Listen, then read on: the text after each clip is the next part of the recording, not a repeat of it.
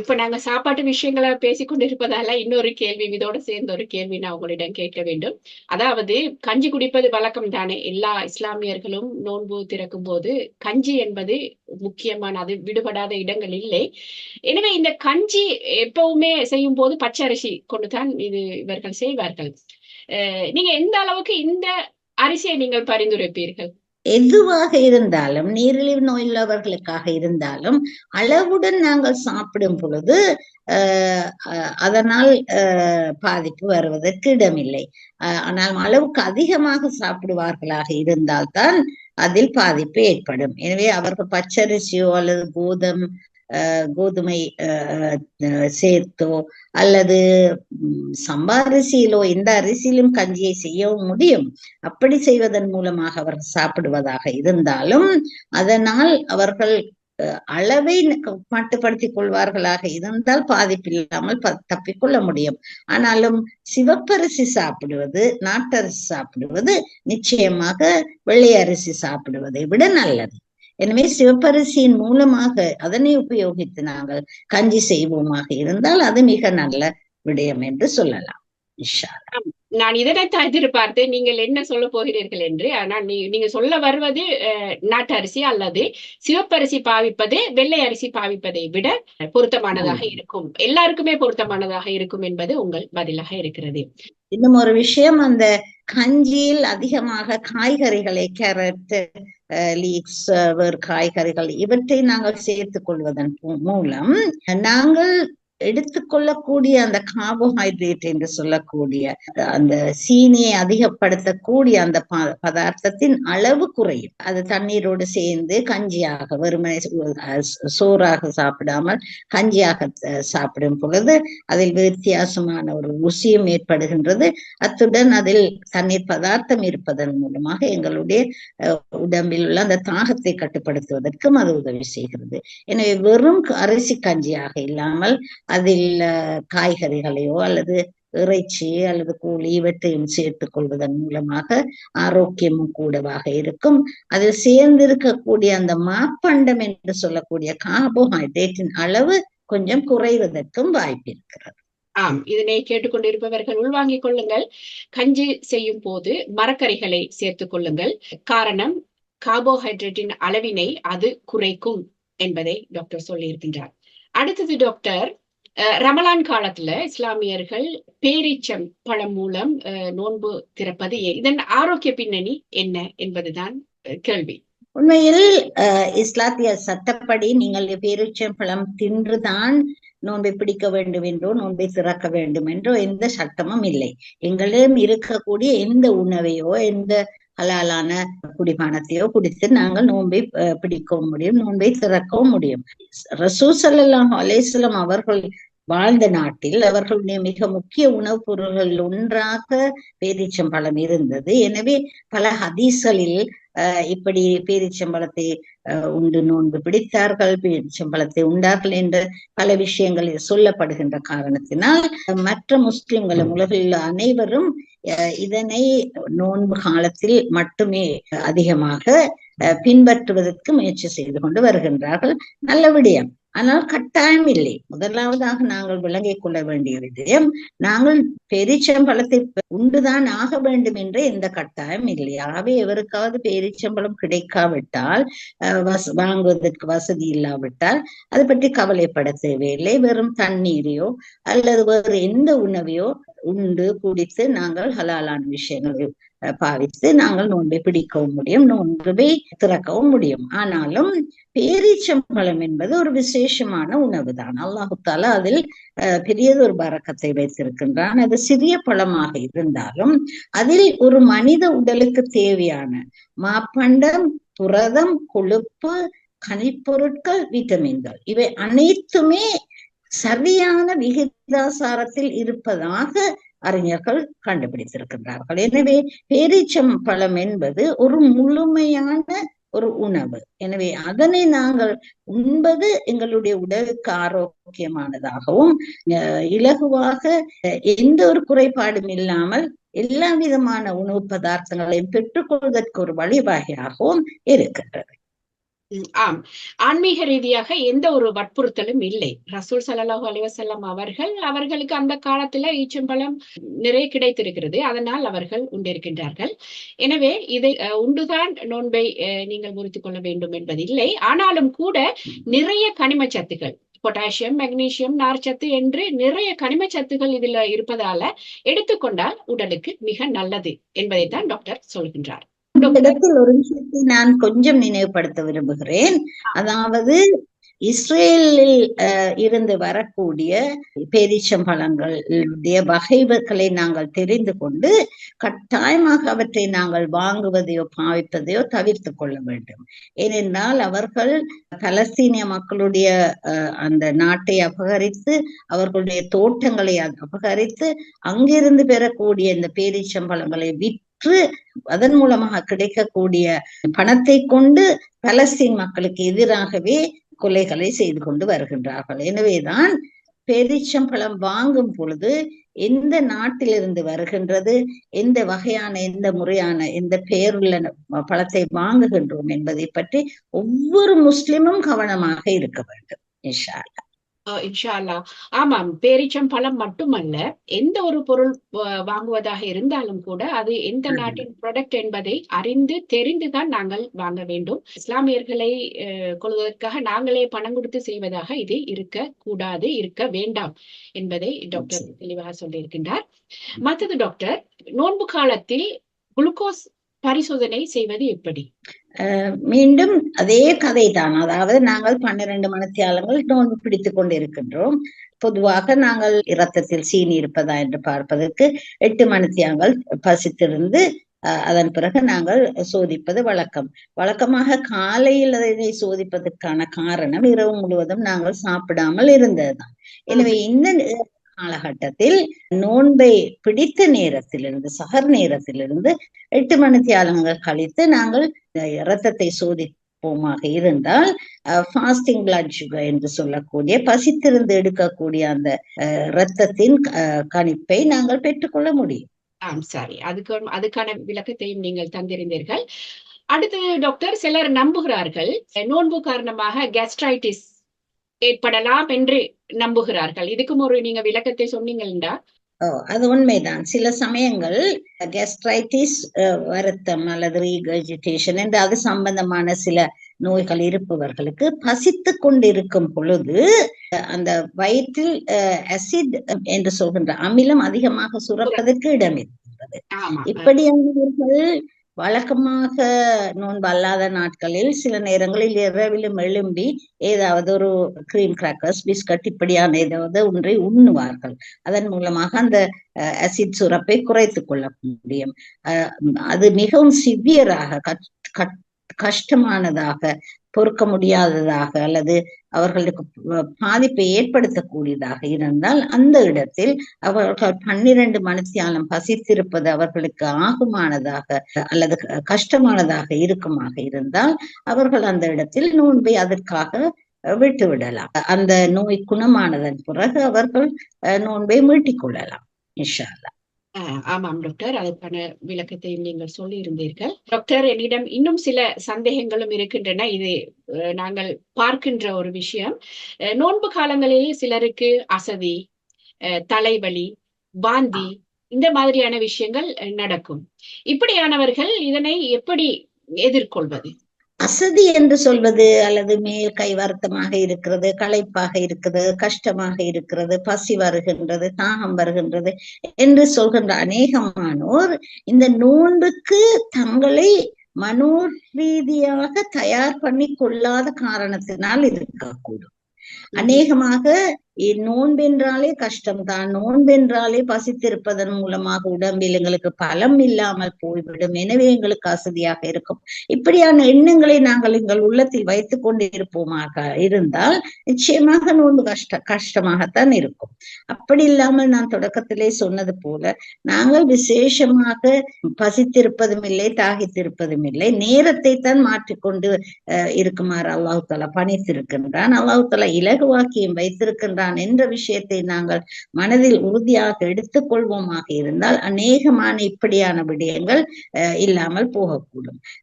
மற்றும் தலைவலி என்று வருமாக இருந்தால், வேறு வருத்தங்கள் அவை வருமாக இருந்தால் நிச்சயமாக வைத்தியரிடம் காட்டி அதற்கும் நோன்புக்கும் சம்பந்தமே இல்லாமல் இருக்கக்கூடும். அவர்களுக்கு வேறு நோய்கள் இருக்கக்கூடும், அதன் மூலமாக இந்த தலைவலிவை வரக்கூடும். இப்படியான விஷயங்களை அவர்கள் வைத்தியரிடம் காட்டி அவர்களிடம் இருந்து சரியான அறிவுரைகளை பெற்று அதன்படி செய்து கொண்டு போக வேண்டும். இஷ்டப்பட்டால் கஷ்டம் இருக்காது என்று சொல்வார்கள். நாங்கள் மன ரீதியாக, உளவியல் ரீதியாக நாங்கள் இதுக்கு தயார் என்று நாங்கள் உறுதியாக இருக்கும் பட்சத்தில் இந்த மாதிரியான விளைவுகளை நாங்கள் எதிர்நோக்க மாட்டோம் என்று நீங்கள் சொல்லுகின்றீர்கள். அடுத்தது டாக்டர், இன்னும் ஒரு கேள்வி. கர்ப்பமாக இருக்கும் பெண்கள் அல்லது பால் கொடுக்கும் தாய்மார்கள் இவர்கள் எப்படி நோன்பினை எதிர்கொள்வது? சில தாய்மார்களுக்கு கர்ப்பமாக இருக்கும் பொழுது எந்த கஷ்டமும் இல்லாமல் அவர்கள் நாளாந்த மற்ற நாட்களில் இருப்பது போலே இருப்பார்கள்.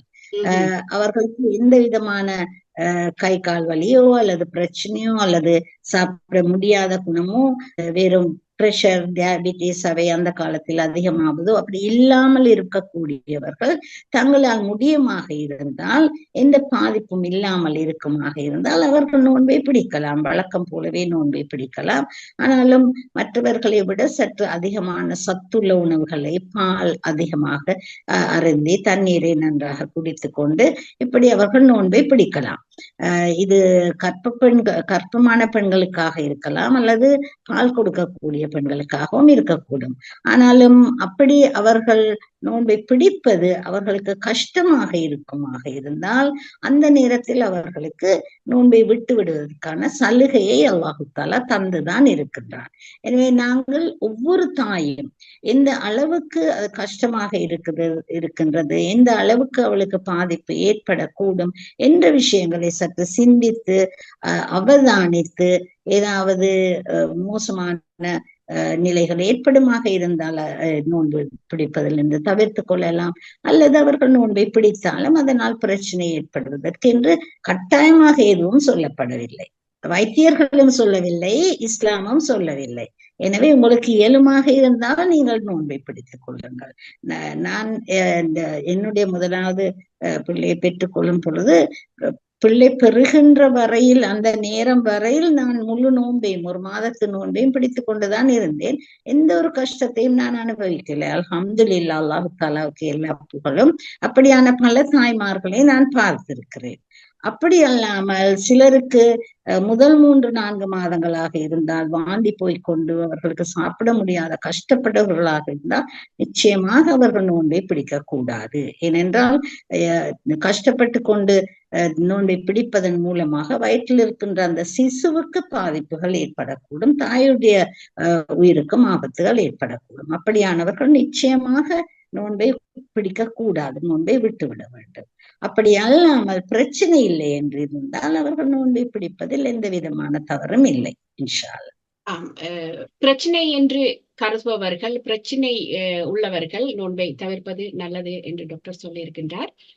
ஆம் டாக்டர், நான் ஏற்கனவே பொதுவாக இந்த கேள்வியை நான் கேட்டேன், திருப்பியும் அதனை கேட்கிறேன். கேன்சர் என்பது ஒரு பாதிப்பான நோய், உயிர்கொல்லி நோய் என்று எல்லாருக்குமே தெரியும். இந்த மாதிரியான நோயாளிகள் என்ன செய்யலாம்?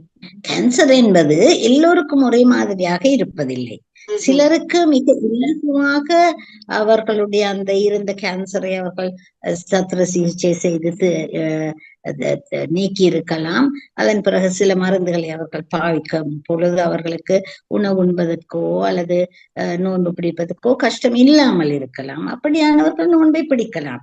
கேன்சர் இருப்பதன் மூலமாக நோன்பு பிடிப்பது மோசமாக்க கூடிய ஒரு நிலை என்று வருவது அரிது. ஆனாலும் சிலருடைய கேன்சர் மிகவும் முற்றிய நிலையில் இருந்தால் அவர்களுடைய ஈரல் பாதிப்படைந்திருக்கலாம், கிட்னி பாதிப்படைந்திருக்கலாம், அவர்களுக்கு சாப்பிட முடியாமல் இருக்கலாம், மற்றும் கீமோதெரப்பி இவை எடுக்கின்றவர்களாக இருந்தால் அவர்களுக்கு கஷ்டமாக இருக்கலாம்.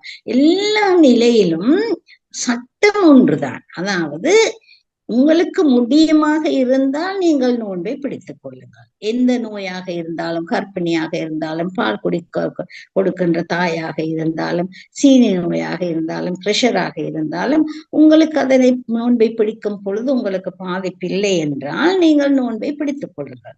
அப்படி அல்லாமல் அதன் மூலமாக உங்களுக்கு பாதிப்பு வருமாக இருந்தால், அல்லது உங்களுக்கு சரியான மருந்துகளை குடித்துக் கொள்ள முடியாது என்ற நிலை வருமாக இருந்தால், அல்லாஹு தஆலாவே எங்களுக்கு அதை தெளிவாக ஒரு சலுகையாக, ஒரு ருஹுசாவாக தந்திருக்கின்றார். ருஹுசா என்று சொல்லும் பொழுது, சலுகை என்று சொல்லும் பொழுது உலமாக்கள் ஒரு அழகான கருத்து கூறுவார்கள். பொதுவாகவே சாதாரண மக்கள் எங்களுக்கிடையிலேயே ஒரு பரிசு யாராவது தருவார்களாக இருந்தால் அந்த பரிசை நாங்கள் கட்டாயமாக எடுத்துக்கொள்ள வேண்டும். அது சின்னதாக இருந்தாலும் பெரிதாக இருந்தாலும் அதனை நாங்கள் எடுத்துக்கொள்ள வேண்டும், பெற்றுக்கொள்ள வேண்டும், மலர்ந்த முகத்துடன் நாங்கள் ஏற்றுக்கொள்ள வேண்டும். இதனை பற்றி இமாம்கள் உலமாக்கள் சொல்லுவார்கள், இந்த ருஹுசா அல்லது சலுகைகள் என்பது அல்லாஹ் தஆலா நமக்கு தந்திருக்கக்கூடிய ஒரு அழகான அன்பளிப்பு, பரிசு. எனவே அதனை நாங்கள் எடுத்துக்கொள்ள வேண்டும். அப்படி இல்லாவிட்டால் எப்படி ஒரு பரிசை தரும் பொழுது நாங்கள் மறுத்தால் அது எப்படி ஒரு பாவமாக கருதப்படுகின்றதோ, அதே போல அதைவிட மிகவும் பயங்கரமான நிலைதான் அல்லாஹ் தஆலாவுடைய பரிசை நாங்கள் எடுத்துக்கொள்ளாமல் என்னால் முடியும், எனக்கு செய்ய முடியும் என்று அந்த சலுகைகளை பற்றி கருதாமல் நாங்கள் கஷ்டப்படுத்தி கொண்டு எங்களையே நோய்வாய்ப்படுத்தி கொண்டு நோன்பு பிடிப்பது நோன்பு மட்டுமல்ல, எல்லா விடயத்திலும் அப்படித்தான். அல்லாஹு தஆலா உங்களுக்கு இலகுவைத்தான் விரும்புகின்றேன், நீங்கள் இலகுவானதை செய்யுங்கள் என்பதைத்தான் அடிக்கடி எங்களுக்கு வெவ்வேறு இடங்களில் வெவ்வேறு குர்ஆன் வசனங்கள், ஹதீஸ்கள் சொல்லுகின்றன. எனவே நாங்கள் அந்த விடயத்தில் மிக தெளிவாக இருக்க வேண்டும். ஒரு புறம் கஷ்டமே இல்லாத நேரத்திலும் பேருக்கு ஒரு நோய் இருக்கின்றது என்பதற்காக நோன்பை விடவும் கூடாது. அதே போல் கஷ்டப்படுத்தி கொண்டு வருத்தி கொண்டு எங்களுடைய நோயை இன்னும் பாரதூரமானதாக ஆக்கக்கூடிய விதத்தில் நாங்கள் நோன்பை பிடிக்கவும் கூடாது. இரண்டுக்கும் மத்திய இஸ்லாம் என்பது ஒரு மத்திய தரமான வேதம். எனவே நாங்கள் எது எங்களுக்கு இலகுவாக இருக்கின்றதோ அதனை நாங்கள் செய்து கொள்வதற்கு நோன்பிலும் நோன்பு அல்லாத காலங்களிலும் கூட நாங்கள் முயற்சி செய்து கொள்ள வேண்டும் இன்ஷா அல்லாஹ். நன்றி டாக்டர். ஒரு கேன்சர் நோயாளியை பொறுத்தளவுல அதன் தீவிர தன்மைக்கு ஏற்ப அவர் நோன்பு நோக்கலாம் அல்லது அல்லாஹ் தந்திருக்கக்கூடிய சலுகையை பயன்படுத்தி கொள்ளலாம். நீங்கள் சொல்ற மாதிரி இஸ்லாம் என்பது ஒரு இறுக்கமான வேதம் அல்ல, நடுநிலை யான வேதமாக இருக்கின்றபடியால் அல்லாஹ் தருகின்ற பரிசுகளை வேண்டாம் என்று நிராகரிக்காமல் தேவையான இடத்தில் அந்த சலுகைகளை பயன்படுத்தி கொள்ளலாம். நிகழ்ச்சியை நிறைவு செய்யும் நேரமும் நெருங்கிவிட்டது. நிறைய விஷயங்களை, நோன்பு பற்றி நிறைய விஷயங்களை டாக்டர் எங்களோடு பகிர்ந்திருந்தார்கள். எனவே பார்க்கும் நீங்கள் உண்மையில உங்களுக்கு ஏதாவது சந்தேகம் இருந்தால் நீங்கள் இதிலிருந்து தெளிவு பெற்றுக்கொள்வீர்கள். அந்த அளவுக்கு டாக்டர் விளக்கமாகத்தான் விஷயங்களை சொல்லி இருந்தார். ஒரு விஷயத்தை நான் மீண்டும் ஞாபகப்படுத்தி கொள்கின்றேன். அதாவது டாக்டர் சொன்ன ஒரு விஷயம், நோன்புக்கு சலுகைகள் இருக்கின்றது. கை வெட்டினது, கால்ல புண், இந்த மாதிரியான விஷயங்களுக்கு எல்லாம் நோன்பை விட சலுகைகள் இல்லை என்பதையும் நீங்கள் மனதில் வைத்துக் கொள்ள வேண்டும். டாக்டர் சொன்னாரே என்று நீங்கள் வேண்டுமென்றே நோன்பை விட எத்தனிக்க கூடாது என்றும் சொல்லிக்கொண்டு, மிக்க நன்றி டாக்டர். உங்கள் இந்த பெருமதியான நேரத்தை எமக்காக தந்து காலத்துக்கு தேவையான நிறைய பயனுள்ள விஷயங்களை நீங்கள் எங்களோடு பகிர்ந்திருந்தீர்கள். தொடர்ந்தும் இன்ஷா அல்லாஹ் இன்னும் ஒரு சந்தர்ப்பத்தில் சந்திப்போம். அதற்கு முன்னதாக பார்த்து கொண்டிருக்கும் நீங்கள் உங்களுக்கு ஏதாவது சந்தேகங்கள், கேள்விகள் இருந்தால் டாக்டரிடம் கேட்டு தெரிந்து கொள்ளலாம்.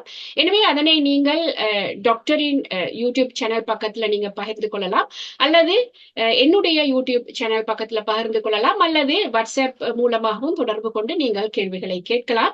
அதற்கான பதிலை டாக்டர் தருவதற்கும் தயாராக இருக்கின்றார். எனவே டாக்டர், நீங்கள் என்ன சொல்ல விரும்புகிறீர்கள்? அல்ஹம்துலில்லாஹ். நோன்பு என்பது வெறுமனே உணவுக்காக வருவதல்ல. நிச்சயமாக நாங்கள் அது ஆன்மீக ரீதியாக முழுமையான நன்மையை பெற்றுக் கொள்ள வேண்டும்.